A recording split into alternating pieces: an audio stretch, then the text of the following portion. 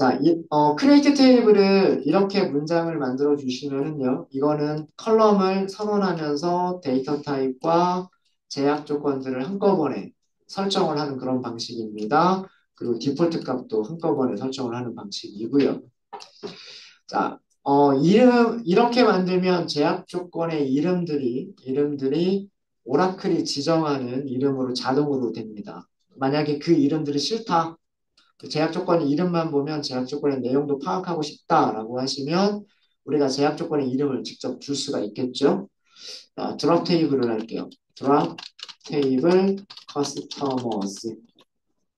이렇게 해서 컨트롤 엔터 하고 실행하시면은요. 테이블이 삭제되었습니다. 라고 하는 출력이 나오죠. 네. 그럼 이제는 같은 이름으로 테이블을 만들 수가 있어요. 테이블이 없어졌기 때문에, 테이블이 삭제가 됐기 때문에, 이 drop 테이블이 테이블을 삭제하는 명령입니다. 자, 그러면, 자, 다시 여기를 수정해 볼게요. 여기 제약 조건 줄 거예요. 그죠? 그럼 이름을 줄 거예요. 뭐라고 쓰시면 돼요? constraint. 이름 주면 되겠죠? customers의 primary key다.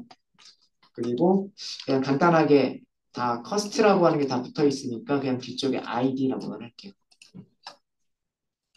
알아볼 수만 있으면 되니까. 네. 커스터머스 테이블의 프라이머리 키고 아이디 컬럼을 프라이머리 키로 하겠다. 그런 뜻이고요. 그 다음에 체크 이것도 마찬가지. constraint 이렇게 이름. 그 다음에 커스터머스 그리고 체크할 거다. 체크할 거다. 아이디를 체크할 거다. 뭐 이런 식으로 이름 만들어 줄 수 있겠죠. 네. 내용은 그대로 작성해 주시면 돼요. 뭐, 난널도 이름 줄 수도 있고 안 줄 수도 있어요. 뭐 난널을 이름을 주겠다라고 하시면 customers,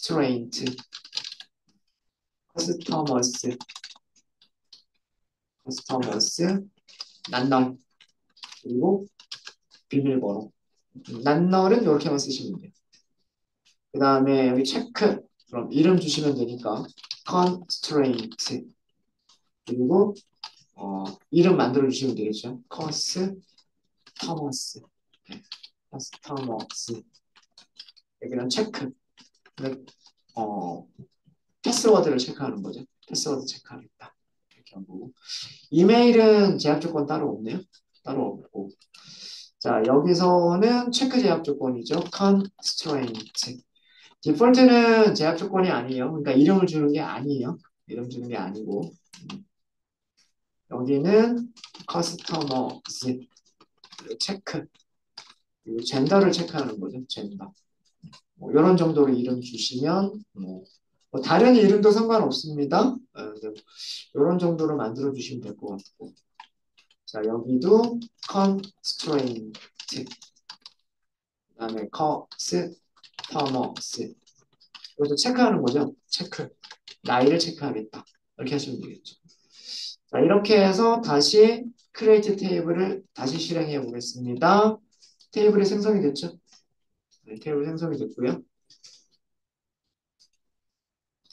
달라지는 점은 볼게요. 새로 고침, 테이블 새로 고침 해보시고요. 새로 고침 해보시고, 커스터머스를 다시 한번 열어보세요. 열어보시면, 여기가 데이터 타입이 바뀐 건 없을 거예요. 컬럼 이름이나 데이터 타입이 바뀐 건 없을 거고요. 제약 조건들 보시면 우리가 만들어준 이름들을 사용하고 있죠. 그죠? 체크 에이지, 체크 젠더, 체크 아이디, 체크 패스워드, 난널 패스워드, 프라이머리티 아이디. 이런 식으로 우리가 만들어준 이름들이 사용되고 있죠. 밑에다가 하는 것들은 밑에 두 번째로 할게요. 이거는 요대로 남겨두고요. 요대로 남겨두고, 만약에 컬럼의 정의와 그다음에 제약 조건의 선언을 따로 하는 경우는 두 번째 문제에서 하도록 하겠습니다. 뭐 방법은 같을 테니까 뭐 비교해 보시면 되겠죠. 네, 첫 번째 문제에서 혹시 질문 있으실까요? 되셨습니까? 되셨죠? 제약 조건 이름 겹치면 안 되는 거예요. 네. 다른 테이블에 제약 조건이 똑같은 이름의 제약 조건이 만들어져 있으면 그러면 안 돼요. 네, 그러면 그 아마 크리에이트 테이블을 할 때 이미 만들어져 있는 이름을 사용하겠다라고 하면 에러가 날 겁니다. 그럼 제약 조건도 삭제를 해버리죠. 그러니까 다른 이름으로 만들어 주시거나 만약에 사용하지 않는 제약 조건 이름 같으면 삭제를 하셔야 돼요. 그래서 제가 이름을 겹치지 않게끔 만들려고 하려고 테이블 이름, 그 다음에 제약 조건 내용, 컬럼 이름 이런 식으로 하면 겹칠 일이 많지 않으니까 그렇게 만들어 보는 거. 네.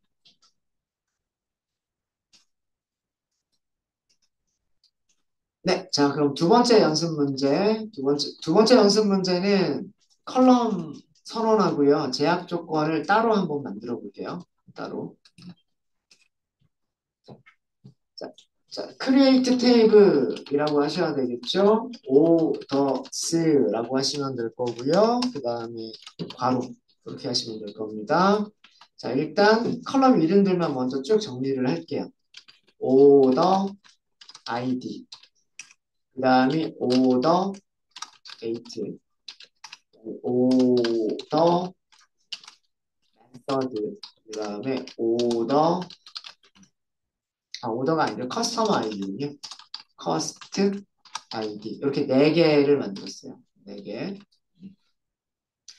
주문이란 뜻이고요. 어, 당연히 그 주문마다 생성되는 아이디가 있어야 될 거고요. 주문을 한 날짜가 있어야 될 거고요. 주문 방법인데 이거는 이 쇼핑몰이 온라인도 있고 오프라인도 있다라고 가정을 한 거고요. 온라인에서 주문을 한 건지 아니면 손님이 매장을 직접 방문하셔가지고 매장에서 주문을 한 건지 뭐 그런 의미로 만들어 본 컬럼입니다. 그리고 마지막은 그 손님 아이디 부분이고요. 자, 데이터 타입들만 먼저 정리를 하면 10자리 정수기 때문에 넘버 타입 10자리라고만 써주시면 되고요. 소수점 이하는 자동으로 0이 됩니다. 프라이머리 키라고 하는 건 밑에서 설정을 할게요. 기본값은 따로 없죠. 기본값 따로 없습니다. 그다음 오더 데이트. 어, 날짜 타입을 저장해야 되기 때문에 데이트라고 하시면 되고요. 여기서는 기본값을 설정을 할 거죠. 그래서 sys date. 이게 현재 시간이죠. 그 이외에 다른 건 없어요.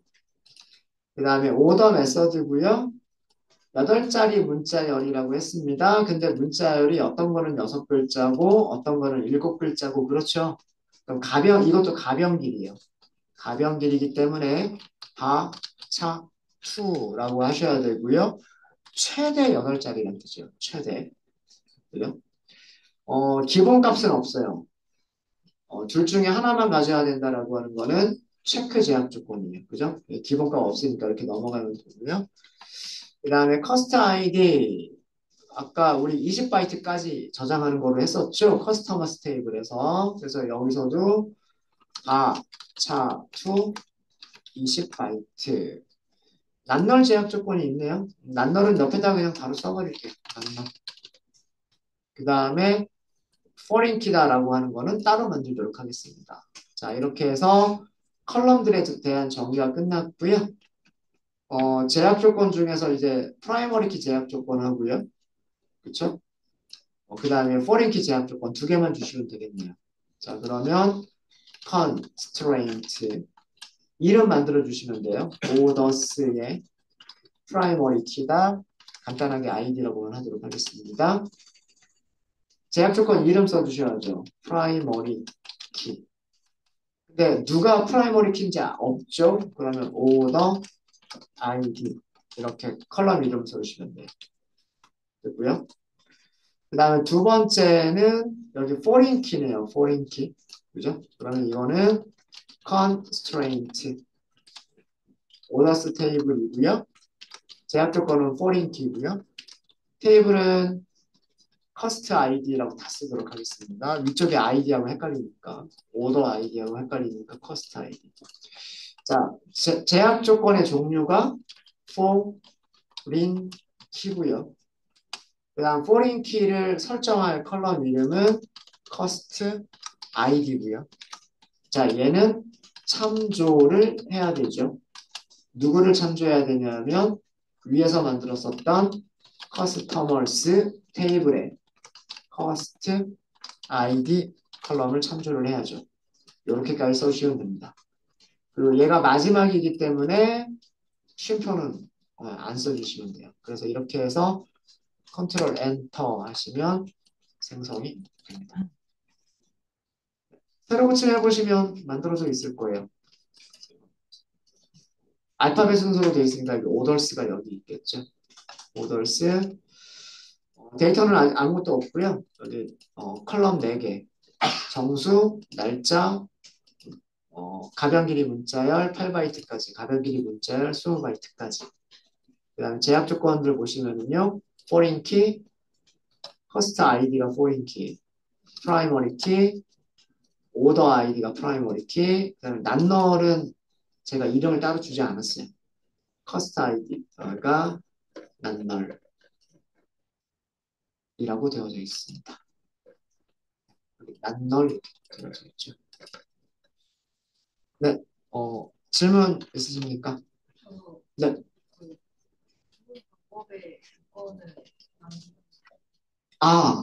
요거 안 줬군요. 요거. 죄송합니다. 요거 안 줬어요. 드랍 테이블 해야 되는데요. 올터로 하실 수도 있는데, 올터는 다음 시간에 알려드리고요. 일단은 드랍 테이블, 오더스. 삭제가 되겠죠?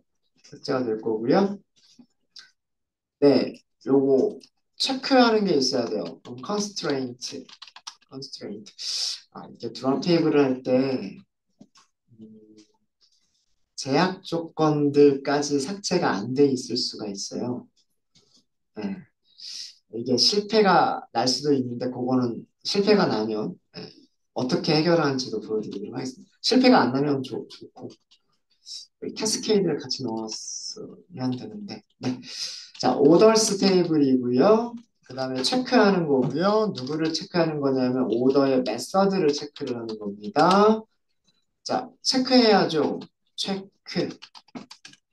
컬럼은 무슨 컬럼을 체크할 거냐면 오더 메서드 컬럼을 체크를 할 거고요. in 이렇게 하시면 되죠. in 여기에다가 on 라인 그 다음에 off 라인 이렇게 써주시고 쉼표 구분하셔야 되니까 이렇게 하시면 될 것 같고요. 되는지 볼까요? 안 되죠. 안 되죠. 잠깐만요. 괄호가 이거는 괄호가 여기 빠져 있어서 체크해서 괄호가 시작을 했고요. 그럼 시작하는 괄호 끝나는 괄호 in에서 시작하는 괄호 끝나는 괄호 이렇게 있으면 됩니다. 다시 한번 실행해 보겠습니다. 네, 오더스가 생성이 됐네요. 테이블이 삭제될 때 기존에 가지고 있었던 그 이름들, 제약 조건 이름들도 같이 삭제가 된 거고요. 그래서 드랍 테이블하고 그다음 크리에이트 테이블 다시 하면 정상적으로 생성이 됐습니다. 오더스 새로 고침해 보시면은요. 네. 체크 메서드, foreign key, 그다음에 primary key, 이름 주지 않은 낱널 이렇게 네 개가 있습니다. 네. 감사해요. 깜빡하고 안 하고 넘어갈 뻔했군요. 네. 또 질문 있으실까요? 네. 네. 오류는 그럼 제가 자리에 가서 잡아드릴까요? 네. 또 다른 질문 있으십니까? 네. 없으시면 이번 시간은 여기까지 하도록 하겠습니다.